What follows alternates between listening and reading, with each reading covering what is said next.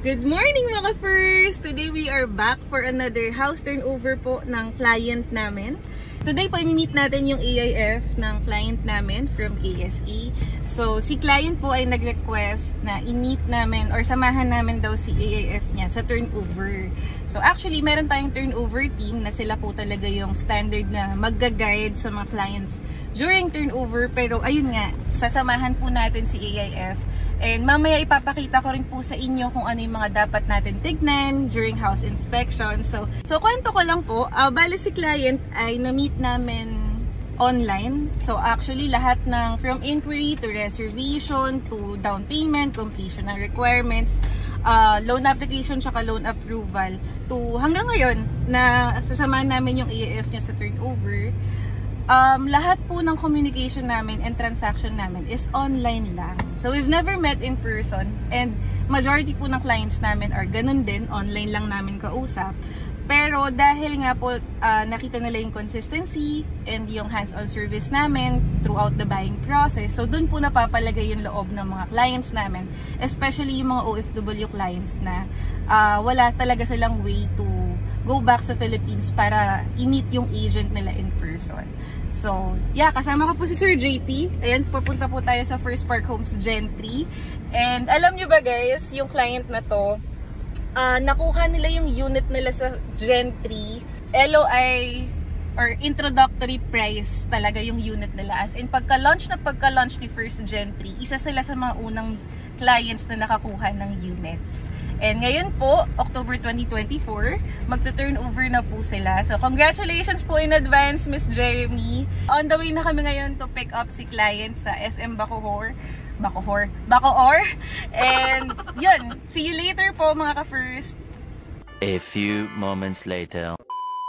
Hi mga ka-first! So dito na po tayo ngayon sa project sa First Park Homes Gentry. And nakalimutan ko mag-video kanina, so nag-teleport tayo. Dito na tayo ngayon. Anyway, so sila AIF po ay nauna na dun sa unit nila, nag-house inspection na po sila. And may bago kaming nalaman na policy. So apparently, hindi na po allowed kami na agents or sellers na samahan po sila client upon unit inspection. So pwede lang po namin kayong samahan sa turnover hanggang dito po sa site office. Asan na yung site office? Ayun, site office and sa model units. So, while we are here, while waiting, papakita ko na lang po sa inyo yung kalistamid na actual turnover natin. Since ganun din naman, ayun din po yung makikita nyo upon turnover. So, sa mga matagal ko na pong subscribers, alam nyo po na included ang ating gate, yung fence, and yung parking space. Sa standard size po na kalistamid, ang kasya po na vehicles are subcompact cars. So, yung mga Mirage, Kia Picanto, Wigo, mga subcompact cars, yun po ang kasya sa standard na 44 square meters. So, kung sedan, medyo i-adjust pa natin yung gate para magkasya. Although, meron naman po tayong mga kalistamid na kayang i-accommodate yung sedan and SUV. So, yung mas malalaking lot area. Anyway, so tara, pasok po tayo. Dito po sa parking space, hindi po included ang turf stone tsaka landscaping kasi lupa po siya upon turnover. Pero maganda naman po kay First is fully finished po lahat ng units natin. Anong ibig sabihin ng fully finished? Ayan. Ibig po sabihin ng complete finish or fully finished, it means wala na kayong kailangan ipaayos upon turnover. Dadalhin nyo na lang po yung gamit nyo and kayo, syempre, para makamove in. Pero in terms of renovation, wala na kayo ipapaayos. Kasi ayan, meron na po tayong flooring, painted walls na rin po tayo, may ceiling na din po. Tapos yung walls natin, meron ng provision for telephone wires, for cables. Tapos yung windows po natin kapag facing po sa harap, glass na sliding window. And then yung windows po kapag facing sa rear side or sa likod na area, jalousie type. Yung flooring natin, vinyl planks. Tapos ayun po yung kitchen. Ito po yung service area. Ayan. Tapos, ito pala yung bathroom. Kaso naka-lock siya ngayon. So, hindi natin siya makikita. Pero, sa bathroom naman, included na po yung sink, yung toilet, and yung shower set. Tapos, for the staircase, Okay, tapos akit tayo. Ayan. Pansinin nyo guys, nakapatay lahat ng ilaw pero ang liwanag. Diba? Ang aliwalas. That's because malalaki po kasi yung windows natin. Okay, so ito na po ang 2 bedrooms, magkatapat na kwarto. Dito muna tayo kay bedroom number 1. And then yung windows, jalousie type kasi nga facing sa likod. And then yung provision for expansion natin.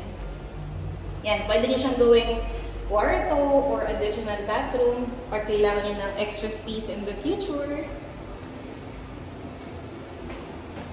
Ayan. Yun yung provision for expansion.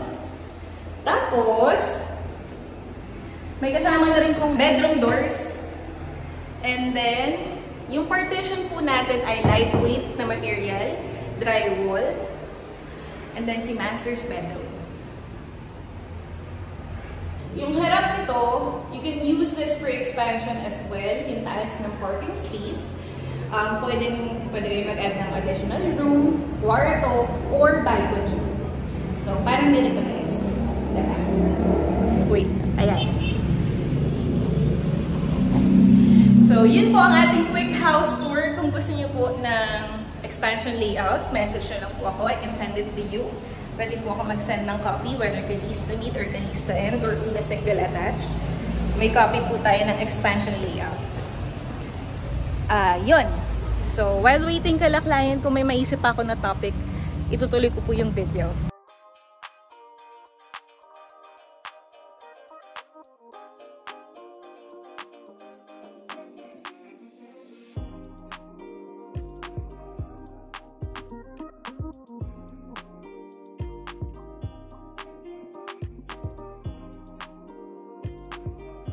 So, ito po yung office ng Homeowners Association and andito na po sila clients sa loob or sila AIF.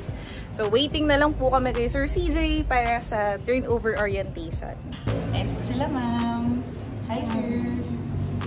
And turnover na po nila client.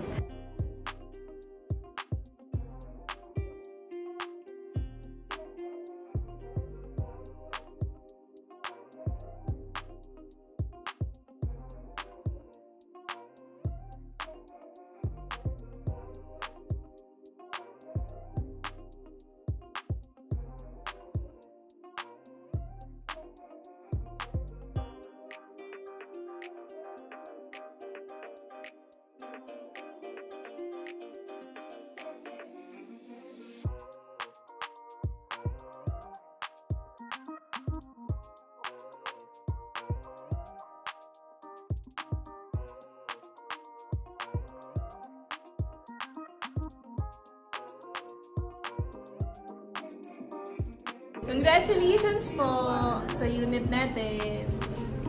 Thank you, ma'am, for trusting po kami.